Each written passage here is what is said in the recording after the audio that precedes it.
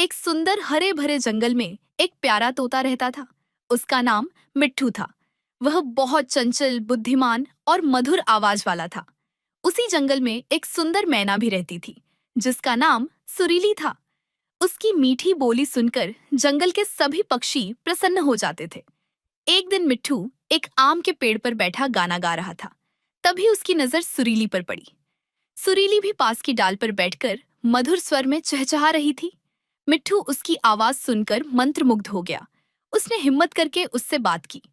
दोनों की बातचीत शुरू हुई और धीरे धीरे उनकी मित्रता गहरी होती गई। हर दिन वे साथ उड़ते, मीठे फल खाते और जंगल की सुंदरता का आनंद लेते। समय के साथ उनकी मित्रता प्रेम में बदल गई। वे एक दूसरे का बहुत ध्यान रखते थे और हमेशा साथ रहने का सपना देखते थे। लेकिन एक दिन भयंकर तूफान आया। तेज हवाओं और बारिश के कारण दोनों बिछड़ गए। मिट्ठू बहुत परेशान हो गया और सुरीली को खोजने निकल पड़ा। कई दिनों तक वह जंगल जंगल भटकता रहा। दूसरी ओर सुरीली भी मिट्ठू को ढूंढ रही थी। आखिरकार एक सुबह नदी के किनारे दोनों की मुलाकात हो गई। एक दूसरे को देखकर उनकी खुशी का ठिकाना नहीं रहा। उन्होंने तय किया कि अब चाहे कैसी भी कठिनाई आए, वे एक दूसरे का साथ नहीं छोड़ेंगे।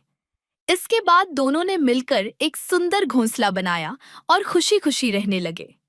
उनकी प्रेम कहानी पूरे जंगल में प्रसिद्ध हो गई।